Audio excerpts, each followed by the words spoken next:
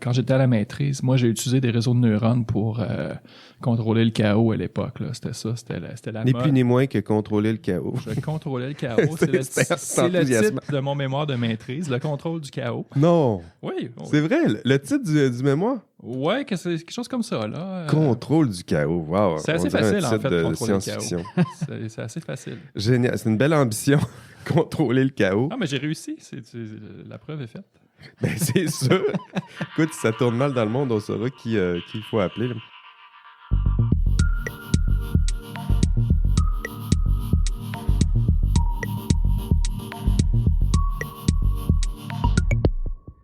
Bonjour et bienvenue à vous, chers amis passionnés d'intelligence artificielle. Votre hôte, Jean-François Sénéchal, passionné de mon côté d'éthique et d'intelligence artificielle. Je suis accompagné aujourd'hui de mon co-animateur cette semaine, David Beauchemin. Salut David. Salut. Bravo pour ton entrevue avec Hugo La Rochelle cette semaine. Félicitations. Une belle pioche, comme on dit.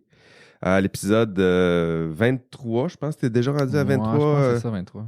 Donc, le podcast s'appelle De son côté, c'est un podcast ami de du podcast IA Café. Ça s'appelle Open Layer. Donc, c'était l'épisode 23 au moment où on enregistre. Donc, au moment où ça sera diffusé, peut-être que tu seras rendu épisode 82, je ne sais pas. À ce rythme-là, peut-être. Au rythme où tu vas. OK. Aujourd'hui, on accueille en studio, on commence en force avec Philippe Després, qui est un acteur qui est important dans la recherche, qui travaille notamment dans le domaine de l'intelligence artificielle. Il fera les nuances un peu plus tard. Bonjour Philippe. Bonjour. Pédigree historique CV, Philippe Després est professeur agrégé au département de physique, génie physique et d'optique de l'Université de Laval, qualifié de physicien médical, travaille sur notamment le cancer, recherche biomédicale, imagerie moléculaire, je dis pas de menterie. Non, c'est bon. Pionnier du calcul informatique, c'est pas moi qui est qualifié comme ça, j'ai vu ton CV. Pionnier du calcul informatique de pointe sur les processeurs graphiques, GPU, travaillé dans des différentes applications en physique médicale. Valorisation des données dans le milieu médical, donc c'est toujours ça, là, c'est valoriser, prendre soin des données, notamment faire des liens avec le milieu médical, travailler sur les infrastructures qui servent à créer ces données-là, puis éventuellement développer des applications. Il agit comme responsable de données massives en sciences de la santé au Centre de recherche du CHU de Québec à l'Université Laval. Ça achève. Il en reste quelques conseillers. Ben, je prends le temps quand même de les nommer parce que c'est ça qui est intéressant, les parcours universitaires, c'est qu'on fait une liste de ce qu'on fait, mais en même temps, il y a une liste de choses qu'on fait, mais qu'on ne mentionne pas, qui restent quand même là. Fait qu'on va se contenter déjà de mentionner celles qui sont là publiées. Conseiller en architecture de données pour le projet Pulsar à l'Université Laval. Peut-être dire quelques mots sur le projet Pulsar, à quoi ça ressemble à l'université? Pulsar, c'est une plateforme collaborative de recherche pour la santé durable. Donc, c'est une mise en commun d'une philosophie d'abord et d'outils technologiques pour arriver à faire de la science autrement, de percevoir la santé d'une autre façon. Donc, avec Pulsar, on veut avoir une vue un petit peu plus longitudinale sur la santé, de ne pas perdre de vue qu'il y a d'autres déterminants que simplement d'aller chez le médecin ou pas pour considérer un individu en santé ou pas. Donc, on considère aussi les aspects sociaux, les aspects de l'environnement bâti dans tout ça. Donc, l'objectif, c'est de créer une plateforme où différents chercheurs de différents horizons pourront mettre ensemble leurs données pour les faire parler éventuellement. OK, très bien. Puis, est-ce qu'il y a des bureaux ici même à l'Université Laval? Oui, tout à fait. La Direction des technologies de l'information a maintenant un secteur recherche et gestion de la recherche qui est piloté par Carole Arthaud-Nourry. Et oui, il y a des gens qui sont dédiés à la mise en œuvre et aux opérations de Pulsar présentement. OK. On termine la liste co-responsable de l'axe santé durable de l'Observatoire international sur l'impact sociétaux de l'intelligence artificielle et du numérique, qui est intimement associé à la production de ce podcast. Voilà. J'ai terminé ma liste, mais comme je te disais, là, on pourrait continuer longtemps. Ben oui, les chercheurs, c'est ça qu'il y a une grande liste de choses réalisées, accomplies. Philippe, tu travailles en intelligence artificielle ou pas? Je considère pas que je suis un chercheur en intelligence artificielle. Je m'intéresse plutôt à ce qui se passe, moi, avant qu'on réussisse à entraîner ces systèmes experts-là. Donc, je m'intéresse beaucoup à la donnée qui va servir à nourrir ces engins-là qui arrivent à apprendre de ces données-là. Donc, pour que ces systèmes-là apprennent des choses intéressantes, il faut lui fournir des choses intéressantes, donc de la donnée de qualité, et c'est ce qui m'intéresse. Et il y a toute une mouvance mondiale présentement pour essayer de structurer un peu mieux la donnée, essayer de faire en sorte que les gens parlent le même langage quand vient le temps de parler de données. OK, donc bien prendre soin des données pour éventuellement nourrir ce que d'autres appelleront l'intelligence artificielle, de façon à ce que l'intelligence artificielle, à la fin, soit à la lumière des données qu'on lui a fournies, ou à la ressemblance plutôt des données qu'on lui a fournies. Comment tu deviens un chercheur dans ce domaine? Tu arrives comment? Quel genre de parcours faut faire là, pour faire ce que tu fais? C'est en deux temps dans mon cas. Dans le premier cas, on a parlé de processeurs graphiques tout à l'heure. Et ça a été ma voie vers l'indépendance en recherche. Donc, j'ai commencé à utiliser des cartes graphiques, non pas pour jouer à des jeux vidéo, bien que je suis encore un joueur de jeux vidéo.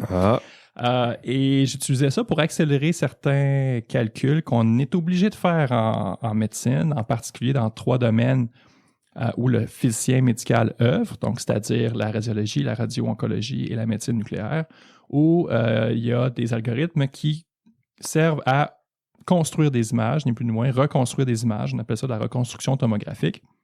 Tomographique? Oui, donc tomo, ça vient du grec tranche, graphique, écriture. OK. Et en fait, quand vous passez un examen tomodensitométrique, par exemple, c'est simplement une source à rayon X et un détecteur qui tourne autour de vous sur 360 degrés. Donc, on prend des projections à chacun de ces angles-là. Des petites tranches, puis éventuellement, Mais pour cumule ces reconstruire, tranches-là. en fait, on est capable de reconstruire une tranche du patient sans avoir à idéalement couper le patient en deux. C'est gentil d'avoir pensé à ça. Exactement. Et ça, c'est une opération mathématique qui est assez lourde et qu'on peut faire de différentes façons. Donc, on peut la faire en mettant plein de physique dans le problème, mais ça devient extrêmement lourd numériquement. Et c'est là que les GPU interviennent. Quand je dis GPU, c'est les cartes graphiques là, qui servent normalement à jouer. Mais ces trucs-là sont des engins de calcul parallèles extrêmement performants. Ils ont été conçus pour pouvoir retracer à l'écran des millions de pixels à plusieurs fois par seconde. Donc, ce sont vraiment des machines à calculer de façon parallèle. Donc, on a réutilisé ces capacités-là, non pas pour afficher des pixels à l'écran, mais pour faire des opérations mathématiques d'addition et de multiplication. Donc, ça a été aussi, quand on regarde l'historique de l'intelligence artificielle, extrêmement important. On regarde le papier de Hinton de 2012, un papier de conférence qui a été cité quelque chose comme 56 000 fois là, depuis le temps, où là, il s'était attaqué à ce qu'on appelle un défi de données dans le milieu là, de l'informatique. On dit, voici un jeu de données. Dans ce cas-là, c'était le jeu de données ImageNet, qui sont essentiellement des images de chats, des images de chiens, des images de bananes, des images de ce que vous voulez, mais annotées avec, voici, ça c'est un chat, ça c'est un chien. Ça c'est une banane. Et l'idée, c'est d'être capable, pour l'ordinateur, de reconnaître ces chats, ces chiens-là dans les images. Et personne n'avait atteint la barre du 25% d'erreur. Personne n'était descendu en dessous de ça. OK. Et Hinton sont arrivés avec leur réseau de neurones, disons, à plusieurs couches, des couches cachées. Et donc, c'est un réseau qui avait, je crois, 600 000 paramètres, ou 60 millions de paramètres libres. Donc, ça fait beaucoup, beaucoup de paramètres. C'est du calcul extrêmement intense que ça prend. Oui, on ne fait pas ça à mitaine. Non. Ouais. Et les GPU sont venus jouer un rôle essentiel. Donc, c'est vraiment... Bon, il y a eu de l'innovation du côté algorithmique parce que là, on avait les réseaux profonds à plusieurs couches qui ajoutaient la capacité du réseau à faire des abstractions supplémentaires. Mais pour mettre en œuvre ça, on avait absolument besoin d'une capacité de calcul et c'est les GPU qui ont été la clé dans tout ça. Ah oui. Donc, compagnie NVIDIA, entre autres, qui, à l'époque, était concentrée dans le secteur du jeu vidéo exclusivement, à peu près. Puis tout à coup, ça s'est retrouvé en recherche. Exactement. Tout à coup, là, il y a des chercheurs qui se sont dit « Ah, bien ça, c'est intéressant, ça, c'est un engin là, que je pourrais utiliser pour accélérer mes calculs qui sont de toute façon parallèles. » Donc, pour ça a dû finir... se traduire par un gain en recherche important à cette époque-là? Oui, tout à fait, parce que là, c'était vraiment, dans mon cas, les calculs passaient on avait des facteurs d'accélération qui allaient jusqu'à 1000 fois. Donc, un calcul qui prenait normalement 1 heure pouvait maintenant en prendre quelques secondes. Et- Donc, dans un environnement clinique, ça fait toute une différence. Mais c'est sûr. Donc, un algorithme que tu ne pouvais pas déployer en clinique parce qu'il était trop lent, bien qu'il soit supérieur à un autre en termes de qualité du Mhm. résultat final, là, ça devenait possible. Donc, ça a été ma première expérience avec le monde de l'intelligence artificielle, on peut dire ça comme ça, là, c'est très éloigné, mais je veux dire, la capacité de calcul est essentielle à ce qu'on arrive à faire aujourd'hui avec Puis là, tu es à l'intelligence quelle artificielle. place dans ton parcours universitaire? Ben, commencer à jouer ensuite, avec c'est ça. ces C'est que là, j'ai été physicien médical et là, j'ai été amené aussi à voir toute la donnée, la richesse de la donnée qu'il y a dans le milieu médical, cette mine d'or-là.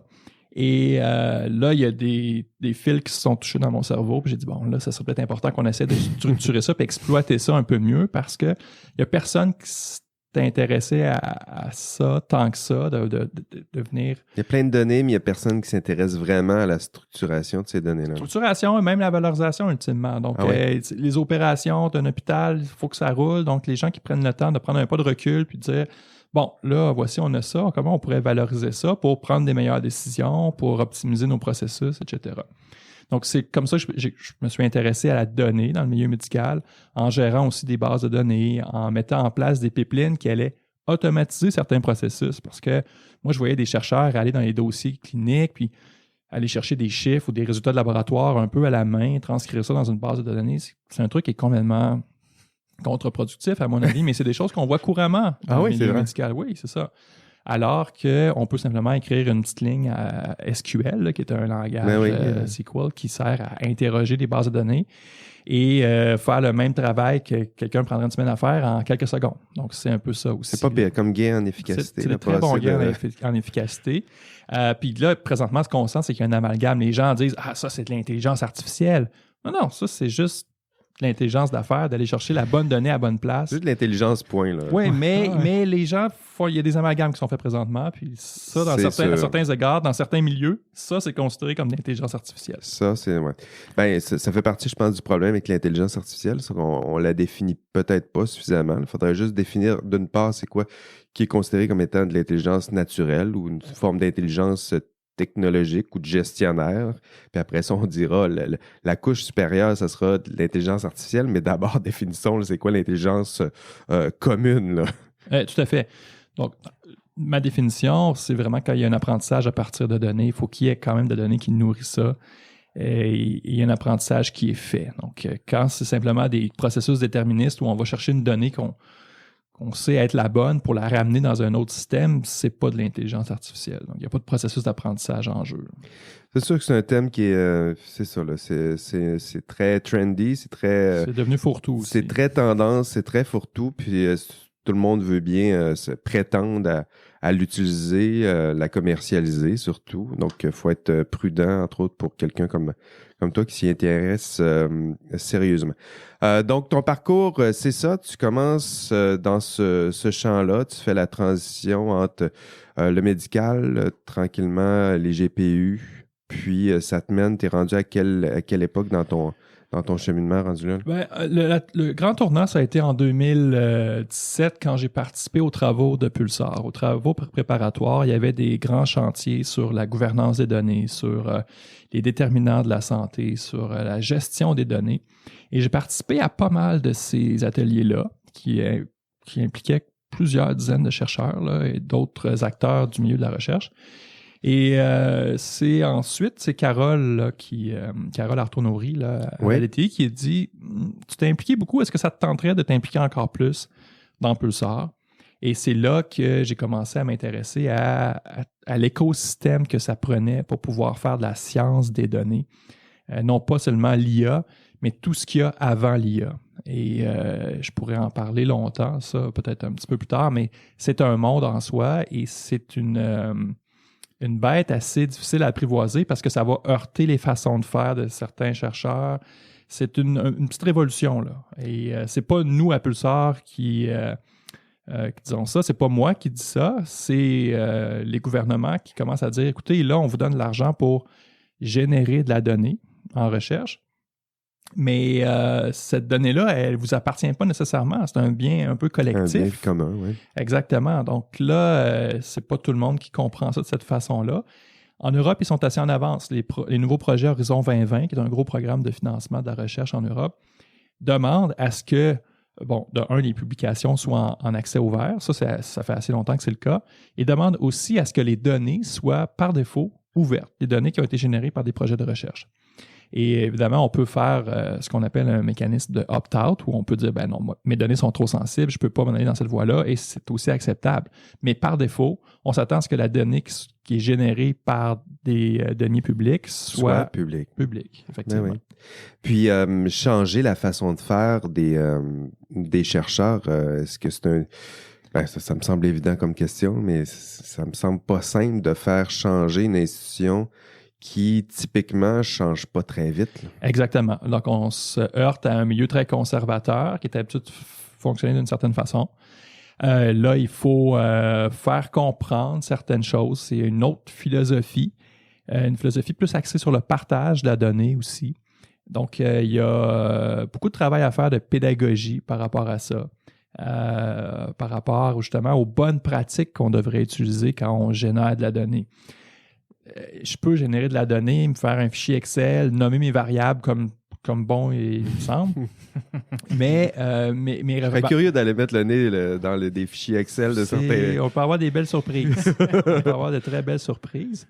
Mais l'idée, c'est que cette donnée-là ne meurt pas. La donnée qui a coûté cher à générer, produire, si elle termine sa vie dans un fichier Excel sur le portable d'un étudiant qui va éventuellement passer à autre chose, puis il va éventuellement envoyer son portable au centre de l'éco-centre, cette donnée-là, elle est morte. Okay? Donc là, on demande aux chercheurs, en fait, je peux peut-être décrire la politique fédérale qui s'en vient, qui va être mise en application progressivement à partir de 2021. Une politique sur la gestion des données de recherche en 3 piliers. Premier pilier, les chercheurs devront déposer un plan de gestion de données. Je pourrais revenir un petit peu plus tard là-dessus. Les institutions devront avoir une politique institutionnelle sur la gestion des données de recherche. Et les institutions aussi devront fournir des dépôts de données à leurs chercheurs pour qu'ils puissent justement déposer ces données-là au même titre qu'on offre des dépôts pour les écrits scientifiques présentement. Puis un plan de gestion, à quoi on s'attend des chercheurs? Justement, là, le plan de gestion, c'est de dire, moi, je vais prendre mes fichiers, mes données, je vais les mettre dans un fichier Excel, je vais mettre ça sur Dropbox, puis c'est ça. C'est un plan de gestion qui ne va pas nécessairement passer la barre du peer review. Parce que ce qu'il faut comprendre, c'est qu'éventuellement, ces plans de gestion-là de données vont être évalués au même titre que le projet. Donc, on a beau avoir un beau projet bien ficelé, si notre plan de gestion de données est un peu tout croche, ça passe. Ça fait partie de la qualité du projet en tant que tel. Exactement. C'est un peu comme l'approbation des pairs, finalement, sur la méthode de communication des données. Exact. Donc là, ce qu'on s'attend de voir, probablement, on est au balbutiement de ça. Mais on va vouloir que le chercheur qui utilise, par exemple, je recueille ton taux de cholestérol dans mon il est très bon. Il est sûrement excellent. Et je peux me faire une colonne dans mon fichier Excel que je vais appeler taux de cholestérol. Okay? Mm-hmm. Mais ce qu'on veut, en fait, puis je pourrais parler des principes FAIR tout à l'heure, c'est qu'on veut que cette donnée-là devienne interopérable. C'est-à-dire qu'on veut que des engins, des machines puissent moissonner cette information-là automatiquement sans qu'on ait rien à faire. De la même façon que Google indexe le contenu, l'ensemble du contenu web sans que personne n'ait rien à faire. Là, on veut aussi que la donnée soit découverte de cette façon-là. Okay. Mais pour qu'elle soit découverte de cette façon-là, il faut qu'on y attache un identifiant sémantique, il faut qu'on ajoute de la sémantique. Donc là, dans ton cas, je peux l'appeler taux de cholestérol, la variable. Okay? Je peux l'appeler comme je veux. Mais l'important, c'est s'il y en a un qui la nomme différemment, là, ça avance plus. Là. Exact. Et c'est là qu'interviennent les terminologies, les vocabulaires contrôlés. Et il y a des organismes, des autorités canadiennes, internationales qui disent, quand vous parlez de résultats de laboratoire, là, vous devriez utiliser cette nomenclature-là, ce vocabulaire contrôlé-là. Et par exemple, c'est low inc en anglais pour ce qui est des résultats de laboratoire. Donc là, il y a un numéro unique qui dit, voici, ça c'est un taux de cholestérol qui est mesuré de telle façon. On réfère de façon non ambiguë à ce concept-là. Et si tout le monde utilise ce concept-là, ensuite, les jeux de données deviennent interopérables. Moi, ensuite, je peux appuyer sur un bouton et jumeler mon jeu de données avec un autre qui aura utilisé le même vocabulaire. Et ça fait en sorte qu'on peut facilement faire de la science des données à très grande échelle en utilisant ça. C'est super intéressant. Ça reprend des concepts classiques là, du langage, point. Là. C'est-à-dire que ça prend un vocabulaire commun si on veut éventuellement partager des idées communes. Sinon, si on n'a pas le même vocabulaire ou pas le même sens rattaché au vocabulaire en question, on ne peut plus se comprendre, exact. on ne peut plus communiquer. Je pense pas que j'ai prononcé le mot ontologie, mais toi qui viens du milieu de la philosophie, l'ontologie, c'est un concept probablement que tu connais. Ben, il faut le mentionner, c'est sûr. Exact. Et on utilise ce terme-là. Et quand on utilise ce terme-là avec des chercheurs, les chercheurs font « De quoi tu parles? Ontologie? » Parce que si on va sur la page Wikipédia d'ontologie, ce qu'on voit, c'est un concept philosophique qui réfère à l'être en tant qu'être ou je ne sais quoi. Oh, oui. Bon, OK. Mais une ontologie, c'est quoi? C'est des concepts qui sont reliés entre eux avec des relations, tout simplement. C'est ça. Et c'est ce qui permet ultimement à la machine de comprendre à quoi elle a affaire. Okay? Donc là, elle voit taux de cholestérol, OK? Ça, elle ne comprend pas. Mais ça, elle voit, OK, c'est tel numéro d'ID dans tel vocabulaire contrôlé qui, lui, est relié. OK, ça, c'est un test de laboratoire qui est de telle famille de classes. Là, la machine comprend tout à fait à quoi elle a affaire sans qu'il y ait un humain qui soit intervenu. Donc là, on ajoute de l'information sémantique avec notre jeu de données. Parce que la donnée, toute seule, ton taux de cholestérol, tout seul, si je te donne, tu me donnes 10 valeurs, ça n'a pas beaucoup de valeur. Non, c'est sûr. Si tu me dis que c'est un taux de cholestérol qui a été mesuré de telle façon, là, ça devient intéressant. Okay? Là, ça devient pratique pour la recherche. Et on veut tendre vers ça. On veut que les chercheurs commencent à utiliser ces façons de faire-là, comme je l'ai dit, qui demandent quand même plus d'efforts au départ parce que c'est bien plus facile de faire une feuille Excel, d'écrire le taux de cholestérol, puis d'écrire les chiffres, puis de publier l'article après, puis après ça, on ferme les livres, puis c'est fini. Mais il faut qu'il y ait quand même des incitatifs dans le système de la recherche, parce que si le but de la recherche, c'est juste de faire ça rapidement, de publier, puis qu'il n'y a pas d'incitatif derrière ça pour leur demander de faire un effort supplémentaire. Là. Tu demandes à des gens qui sont assez conservateurs, qui sont routiniers de faire un effort supplémentaire. Il faut qu'il y ait une récompense, une pomme, une carotte. Oui, une excellente remarque. Et la carotte, elle est là. Elle est prévue. Okay? Aujourd'hui, on mesure notre valeur scientifique par le nombre d'articles qu'on a produits et les citations vers ces articles-là. Donc, si je vais sur ma page Google Scholar, là, je vois que j'ai 1190 citations. Bon, bravo. Sauf que on peut citer divers types d'objets et on va pouvoir citer, et on peut déjà citer des jeux de données. Okay. Donc, moi, si j'ai pris beaucoup de mon temps à nettoyer un jeu de données, le rendre sémantiquement compréhensible pour une machine et que d'autres l'utilisent, ben, ils vont citer ce jeu de données-là et ça va me donner une citation au même titre qu'une citation vers un article. Donc, on va reconnaître la valeur de mon travail, de mes efforts à avoir constitué ce jeu de données-là et ça va être ma récompense, ça va être cette citation-là. Donc, il y a un organisme qui s'appelle datasite.org qui s'assure que ça se mette en œuvre. C'est intéressant comme carotte. Tu parlais des défis de la recherche. Tu disais d'abord les chercheurs devront faire un plan de gestion.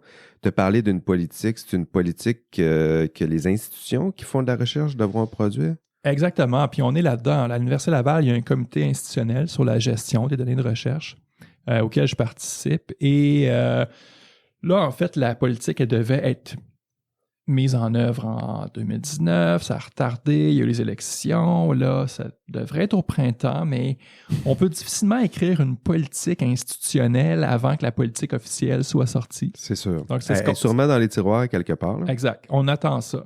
Et il y a eu beaucoup de plaintes, en fait, des universités, parce qu'évidemment, quand le fédéral, comme ça...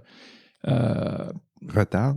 Élabore une politique, okay. Ils vont consulter. C'est une bonne chose. Et là, ils ont consulté les universités. Les universités ont dit, OK, un dépôt de données.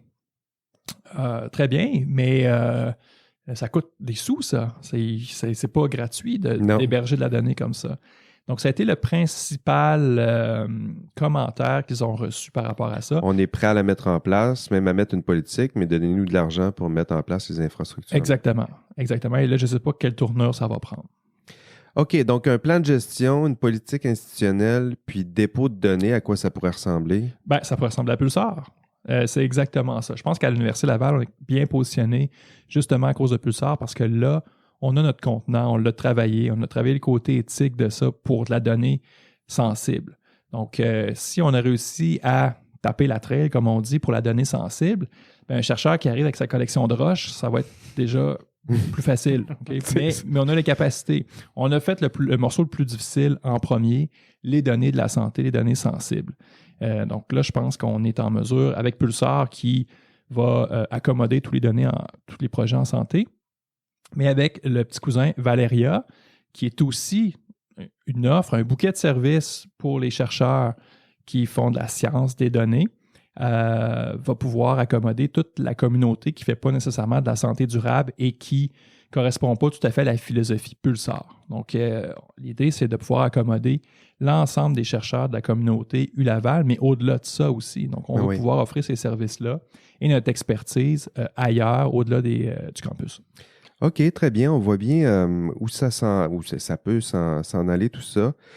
Des données, produire des données, s'assurer de la qualité de ces données. Tu as parlé des données sensibles. Ça me permet de faire le pont vers les problèmes éthiques et sociétaux plus précis. Bon, on en a déjà abordé quelques-uns déjà. Mais parmi les problèmes éthiques et sociétaux plus spécifiques, j'ai assisté à quelques conférences que tu as pu donner. Tu abordes souvent des thèmes qui sont récurrents, entre autres la question du consentement des données ou ce que tu appelles le méta-consentement. Qu'est-ce que ça veut dire maintenant en recherche? Il faut peut-être faire la mise en contexte, c'est que présentement en recherche, quand je fais un projet de recherche, je vais écrire un consentement qui est spécifique à ce projet-là. C'est vrai. Donc, ce qui fait que les données collectées pendant ce projet-là pourront être utilisées pour ce projet-là seulement.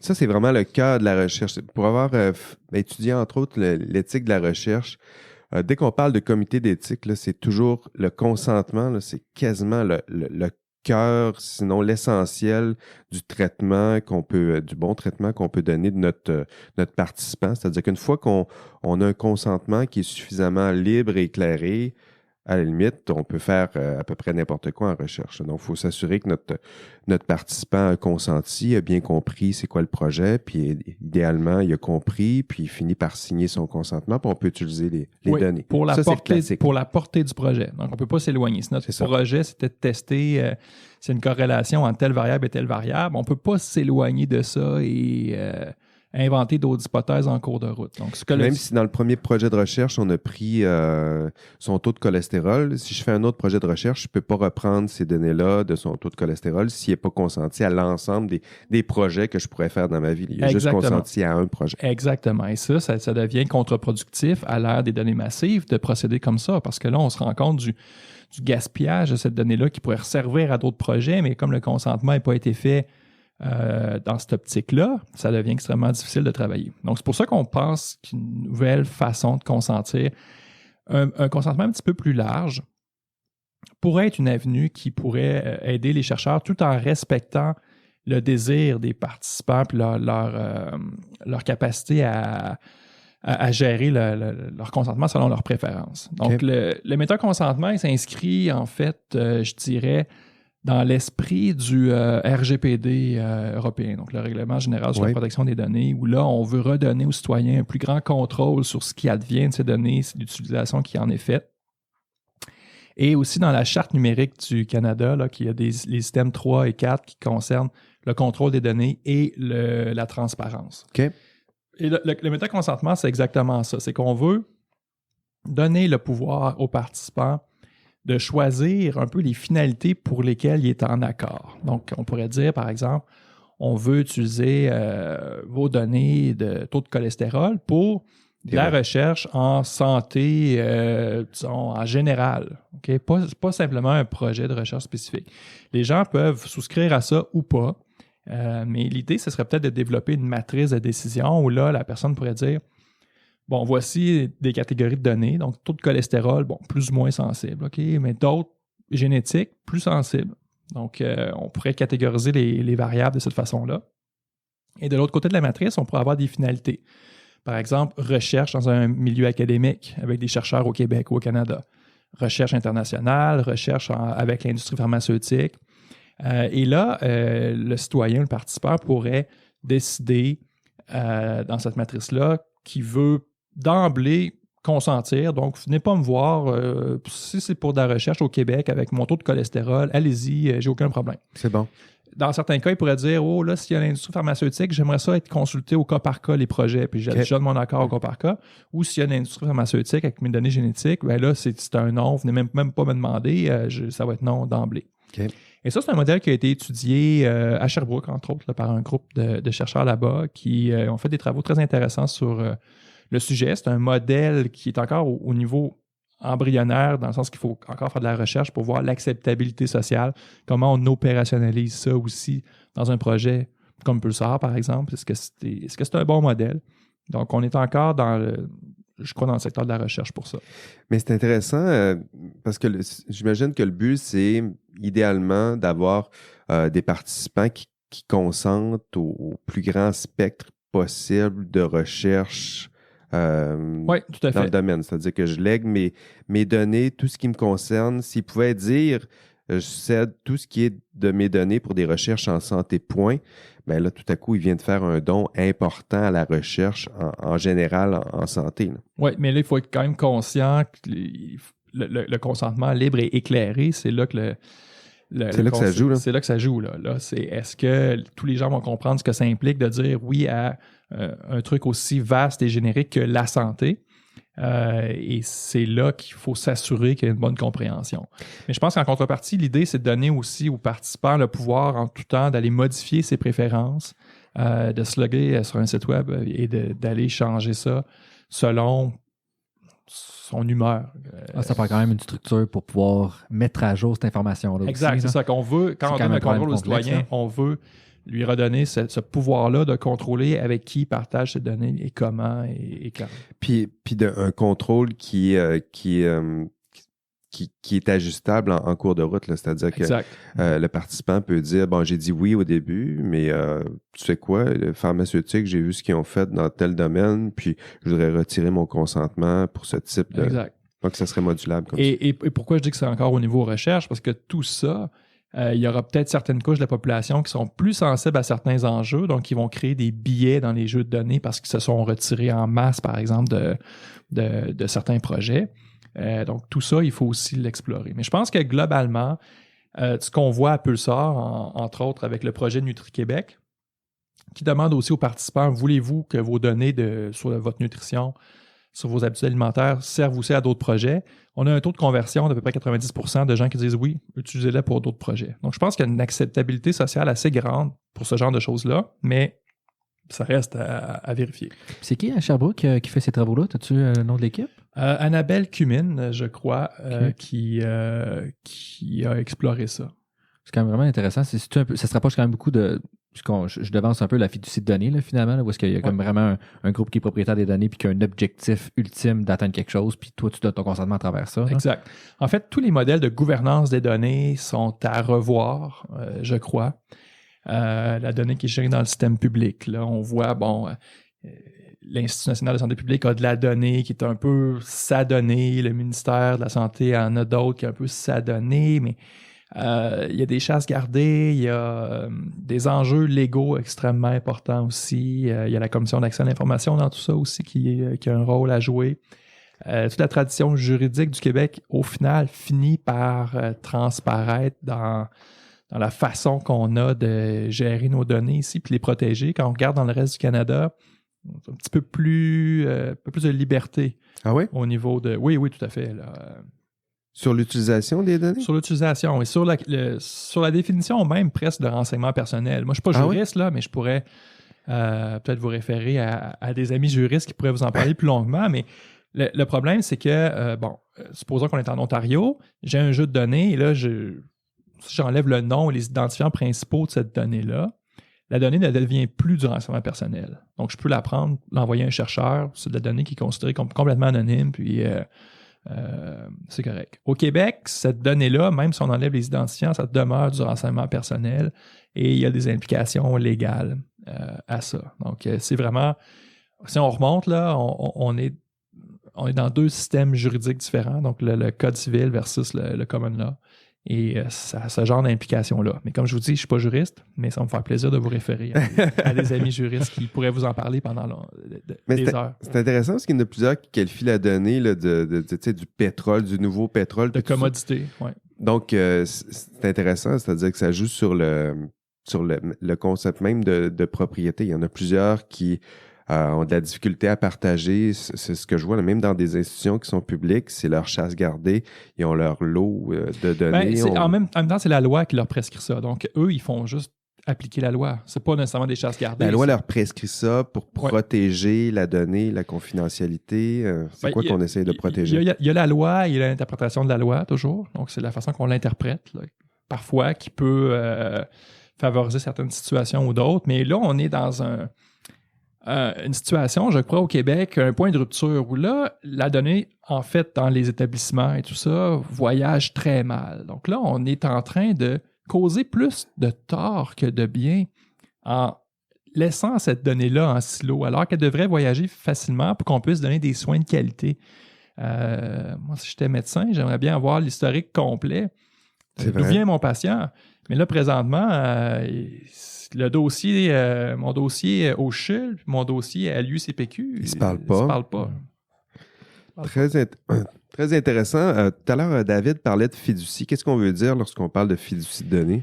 Ça, c'est un concept qui est emprunté au monde de la finance, là, où là, les politiciens qui s'en vont, les financiers ou les PDG qui s'en vont en politique, ils mettent leurs avoirs en fiducie. Hein? Oui, donc, c'est-à-dire entre les mains de personnes qui veulent le bien de cet argent-là. Qui sont autonomes, qui n'ont pas de parti pris. Exact. Donc, c'est un peu la même chose avec fiducie sans droit de regard, c'est comme ça. Un blind trust. Exact. Donc, dans le domaine des données, ça pourrait être un modèle de gouvernance qui pourrait être intéressant aussi. Et je crois qu'il y a des expériences à Toronto qui ont lieu présentement à cet égard-là. En Ontario en général, où là, c'est ça, c'est qu'il y a un groupe de personnes, de citoyens qui décident pour certaines finalités si c'est une bonne chose ou pas pour les données, d'être valorisées de cette façon-là par l'entreprise privée, par des chercheurs, etc. Donc, c'est un modèle parmi d'autres. Confier nos données à un groupe de personnes, d'experts qui seraient assez neutres, bien intentionnés, c'est ça? C'est tout un défi, à mon avis. Surtout dans le choix, hein, qui va en faire partie, à qui on confie ces données. Que tout le monde a son agenda caché aussi, souvent. Là, donc, ça devient extrêmement complexe. Est-ce que c'est un bon modèle? J'en suis pas convaincu, mais c'est un terme qu'on entend de plus en plus. Mais on est encore au niveau de l'expérimentation. On est toujours au niveau de la recherche. On teste ces nouveaux modèles-là parce qu'on n'a pas le choix. Il faut s'adapter. Présentement, le statu quo n'est pas vraiment acceptable, je crois, dans la gestion des données de recherche, mais de la donnée en général. Puis en santé, en ce moment, la donnée, c'est qui en est propriétaire? Qui a le plus de données en ce moment, là? C'est entre les mains de qui? Quelle institution?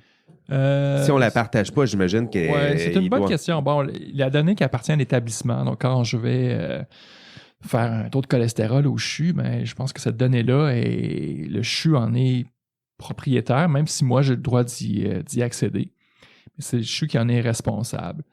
Mais les grands propriétaires de données en santé, c'est qui? Ben, le ministère de la Santé et des Services sociaux. Il y a la Régie de l'assurance maladie du Québec aussi qui en a beaucoup. Donc, tout ce qui est, par exemple, les hospitalisations, c'est de la donnée qui est générée au niveau des établissements, mais qui éventuellement est fédérée au niveau de la RAMQ. Donc, ça, c'est de la donnée extrêmement riche. Des données de surveillance, ça, c'est plutôt à l'Institut national de santé publique. Les programmes de dépistage, par exemple. Le dépistage, programme québécois de dépistage en cancer du sein, cette donnée-là, pour des fins de surveillance, est hébergé à l'Institut national de santé publique. Donc, ces joueurs-là sont, disons, propriétaires, entre guillemets, de mines d'or de données. De mines d'or, oui. Puis chacun veut garder sa petite mine d'or. C'est pas qu'ils veulent garder chacun sa mine d'or. C'est pas ça. Il y a une ouverture très grande de chacun de ces organismes-là de valoriser ces données-là et se donner la capacité de le faire. Présentement, ce qui empêche de faire ça, c'est les lois. Et même les lois constitutives de ces organismes-là. Il y a une SPQ, par exemple, n'a pas un mandat de recherche, un mandat de surveillance. Donc là, est où la ligne entre la surveillance et la recherche? Là? C'est pas toujours clair. C'est vrai. Mais si c'est de la recherche, c'est pas dans son mandat. Donc, elle peut pas faire ces activités-là. même si elle a plein de données puis elle peut faire des choses extrêmement intéressantes, son mandat, c'est de faire de la surveillance. Donc là, c'est vraiment dans les lois ou les décrets constitutifs là, qui ont mis ces entités-là en place qui empêchent à certains égards l'utilisation des données. Très intéressant. Écoute, je voulais parler dans la conférence à laquelle j'avais assisté, tu parlais de la vallée des désillusions. Donc, il y avait une espèce de critique là, de ce qui s'en venait, c'est-à-dire qu'en intelligence artificielle, production de données, tout ça, ça vient par vague. Là. On a déjà eu quelques cycles, je dirais. En ce moment, tu penses qu'on est dans quelle partie du cycle? Est-ce qu'on est en ascension? Est-ce qu'on est stagnant? Est-ce que ça risque de décroître et pourquoi? Si je prends, ça c'est la firme Gartner qui fait cette courbe-là. Elle appelle c'est ça. quoi, la firme Gartner? Gartner, je pense que c'est une firme peut-être de consultants là, ou d'une firme qui regarde. Principalement avec les emplois, beaucoup. Ouais. En tout cas, un de leurs volets à Québec, là, c'est beaucoup finalement du job libre, des affaires de même, le Monster. Okay. Puis c'est beaucoup, mais de l'autre côté, parce que je suis une entreprise, puis je peux voir les candidats disponibles, le type de CV qui est disponible. OK. Mais ils font cet exercice-là chaque année. Ils appellent ça leur hype cycle. Donc, ils voient, c'est une courbe vraiment effectivement, il y a une espèce de grand pic au départ. Et là, graduellement, on se dirige vers une vallée des désillusions et tranquillement, on se redirige dans un horizon plus lointain à ce qu'on appelle le plateau de la productivité, où là, la technologie devient mature.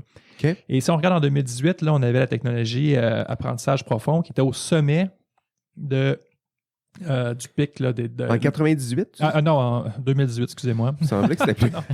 il y a 2 ans, on était au pic de cette enflure-là. Et là, on est tout juste là, sur le bord du précipice. On se dirige vers la vallée des désillusions. Là, on a vu des investissements massifs des gouvernements du Québec. Oui. Important, c'est des centaines de millions de dollars qui ont été investis en intelligence artificielle. Donc là, on met des millions. En ce moment, tu dis intelligence artificielle puis ils te lancent de l'argent d'en face. Exactement.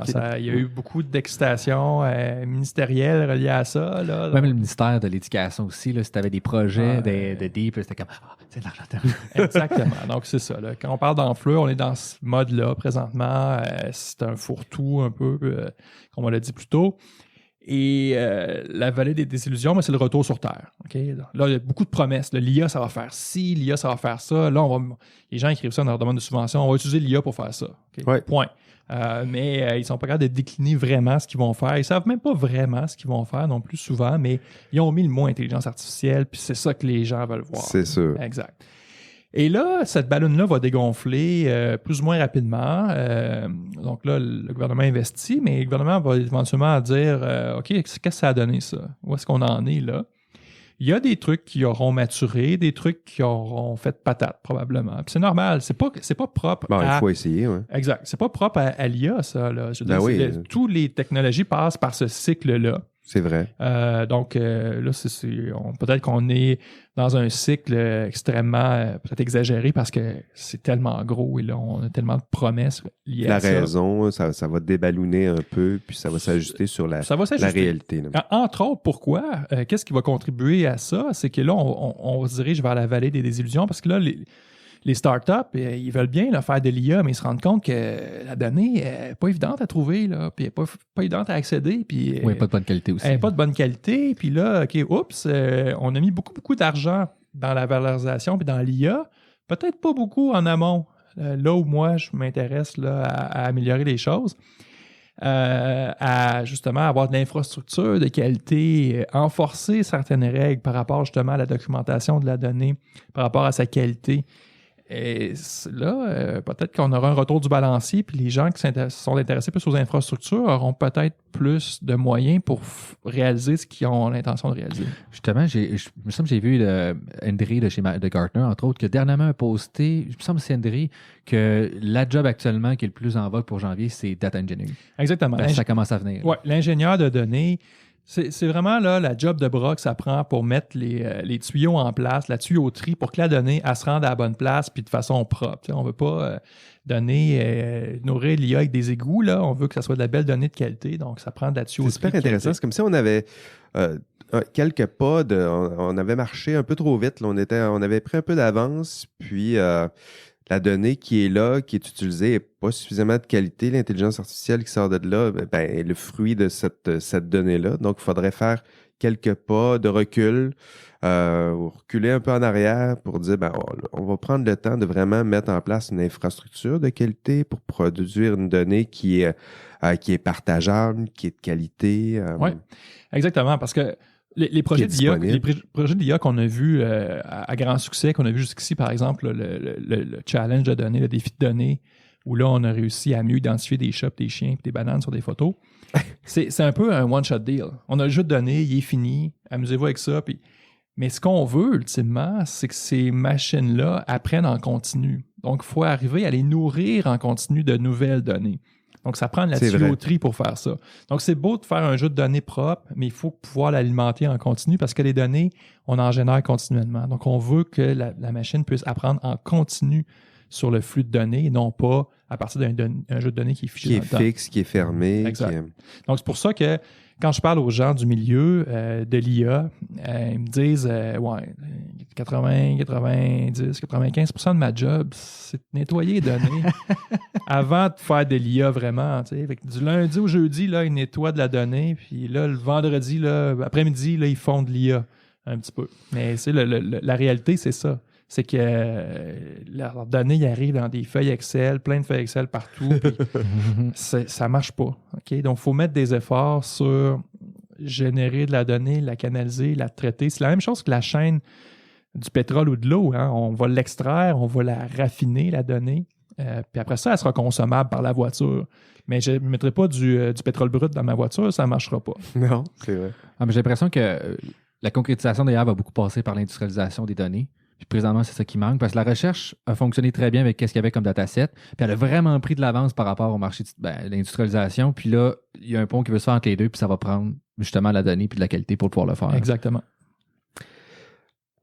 Ben c'est bien. Écoute, Philippe, qu'est-ce qui t'attend maintenant en recherche? C'est quoi tu travailles en ce moment? Là? C'est quoi le grand... Je me mets à la place d'un étudiant là, qui veut peut-être travailler dans ce domaine. T'as-tu de la misère à recruter en ce moment? Oui, tout à fait. Grand problème. Ouais? Ben oui, on a... disons, moi, j'aurais besoin de plusieurs ingénieurs de données. Ou un ingénieur pour les raisons que tu viens d'évoquer. Exactement. Et c'est pas des profils qui sont faciles à trouver. C'est moins sexy vendre ça, cette job de bras-là à faire. Mais il y a une satisfaction. Une fois que c'est fait, puis que c'est propre, puis que ça marche bien, il y a une très, très grande satisfaction parce que là, on est capable de nourrir notre bête à l'autre bout qui est l'IA. Ouais. Mais je l'ai difficulté à recruter parce que les gens veulent faire de l'IA. Okay? Ils veulent faire ce qu'on fait le vendredi après-midi, là, une fois qu'on a fait le reste. Mais peu importe la donnée, c'est ça, ils veulent faire de l'IA, mais la qualité de la donnée, on fera avec des datasets fermés. Puis... Exact, c'est ça. Donc, grande difficulté à recruter. Et ça prend justement une espèce de profil d'individus qui vont peut-être penser un petit peu plus à long terme, dire « OK, oui, là, regarde, ça va me prendre plus de temps à mettre mes pipelines en place, ma tuyauterie, mais vendredi, là, ça va opérer mon affaire parce que j'aurai fait les choses correctement d'un bout à l'autre du cycle de vie de la donnée. Okay. » Donc, des grands défis de recrutement parce que, bon, le taux de chômage, vous l'avez vu, là, était quand même très bas. C'est peut-être plus payant aussi d'aller, quand tu es formé en IA ou que tu as ce genre de tête-là, tu es peut-être mieux d'aller sur le marché du travail aussi. Quand le gouvernement met des centaines de millions dans un secteur, ce secteur-là offre des belles conditions. Hein? Des divans sur ton lieu de travail, des trottinettes sûrement, des machines à café et toute l'équipe. C'est beaucoup plus intéressant de faire ça que d'aller faire... Puis des bons salaires aussi, qu'aller faire... Exactement, une maîtrise à 15 000 $15 000, là, 15 000, pas plus. C'est la SNJ, c'est ça, ouais. Ça dépend des secteurs. Mais là, nous, justement, pour attirer plus d'étudiants, on a augmenté les salaires pour attirer des candidats de qualité. Mais quel genre de profil, mettons, ou formation au bac qui pourrait être intéressante pour quelqu'un qui voudrait passer en maîtrise pour devenir un ingénieur de données? Tous les profils informatiques, là, je dirais génie électrique, génie informatique, génie logiciel. Nous, génie physique aussi, il y a des gens qui ont cette fibre-là, un petit peu plus, disons, des gens qui aiment coder. On ne se cachera pas, là, que c'est des gens qui sont très geeks à la base, qui s'intéressent beaucoup à la techno, qui vont suivre ce qui se passe, qui vont comprendre le langage technique. Mais il n'y a pas spécifiquement de profil type. Moi, je suis un exemple assez clair. Je viens de la filière physique, mais j'ai rapidement bifurqué vers ce qui était numérique.